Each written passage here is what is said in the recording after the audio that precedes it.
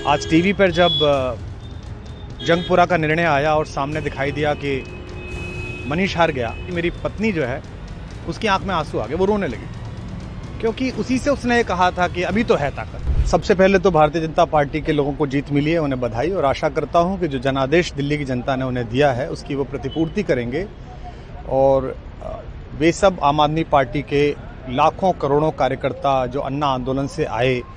जिनके बहुत ही निश्चल, निष्पाप और बड़े भारत की राजनीति को बदलने के सपने की हत्या एक निर्लज्ज, नीच, मित्रहंता, आत्ममुग्ध और चरित्रहीन व्यक्ति ने की, उसके प्रति तो क्या संवेदना। दिल्ली को उससे मुक्ति मिली और मैं ये जानता हूं कि अब जो आम आदमी पार्टी में लोग बच गए थे सत्ता के लोभ में, लालच में, पदों के लिए, उस पैसे के चक्कर में, वे सब भी अब वापस जाएंगे, लौटेंगे, कुछ अपने व्यवसायों में लौटेंगे, कुछ पार्टियों में चले जाएंगे और पतन यहाँ से प्रारंभ हुआ है उन लोगों का। मेरे लिए कोई प्रसन्नता का और दुख का विषय नहीं है, मैं बीच में खड़ा हूँ। प्रसन्नता इस बात की है कि करोड़ों लोगों ने आशा लगाई थी, करोड़ों लोगों ने, लोग अपनी नौकरियां छोड़ के आए थे, व्यवसाय छोड़ के आए थे, दुश्मनियां ली थी लोगों ने, उन सब की हत्या एक आत्ममुग्ध आदमी ने, एक चरित्रहीन आदमी ने अपनी निजी महत्वाकांक्षाओं की पूर्ति के लिए की, उसको दंड मिला, ईश्वरीय विधान से दंड मिला। प्रसन्नता इस बात की भी है कि न्याय हुआ। आज जब कहना नहीं चाहिए, लेकिन आज टीवी पर जब जंगपुरा का निर्णय आया और सामने दिखाई दिया कि मनीष हार गया, तो सदा तटस्थ रहने वाली और राजनीति से विरत रहने वाली मेरी पत्नी जो है उसकी आंख में आंसू आ गए, वो रोने लगी, क्योंकि उसी से उसने ये कहा था कि अभी तो है ताकत, और उसने कहा था भैया ताकत सदा तो नहीं रहती। तो ये अहंकार आशा करता हूँ अगले लोग नहीं करेंगे, जो बाकी दल है वो नहीं करेंगे, इससे सबक लेंगे।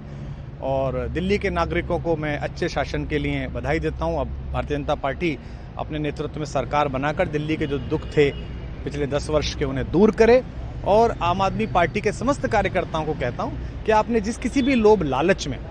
सब कुछ जानते हुए एक ऐसे व्यक्ति के समर्थन में काम किया जिसने अपने मित्रों की पीठ में झुरा घोंपा, गुरु को धोखा दिया, अपने साथ कंधे से कंधा मिला के लड़ने वाली महिलाओं को अपने घर लाके पिटवाया, अपनी निजी सुख और साधन के लिए जनता का पैसा खर्च किया, अब उससे आशा लगानी छोड़ें, अब बाहर निकलें, अपना अपना जीवन देखें। मुझे राघवेंद्र सरकार राम की कृपा मिली,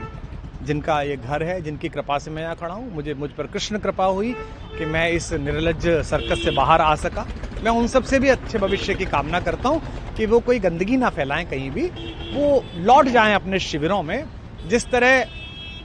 माधव को, कृष्ण को दूत देखकर भी भरी सभा में अट्टहास करने वाला दुर्योधन जो ये कहता था सुचिग्रम नैव दास्यामि बिना युद्धे न केशवः, बिना युद्ध के 5 गांव भी नहीं दूंगा, आज वो अपनी सीटों के लिए तरस रहा है। और मुझे पता है कि इस दुर्योधन का अंत भी टूटी हुई जंघा के साथ बड़ा ही दारुण होगा और भारतीय राजनीति एक कलंकित अध्याय के रूप में इस बौने दुर्योधन को और इसके दरबार के तमाम शकुनियों को याद करेगी। मैं उनकी मुक्ति की कामना करता हूं कि ईश्वर उन्हें इस दुख से बाहर निकाले और समस्त लोगों को बधाई देता हूं कि चलिए अंततः न्याय हुआ।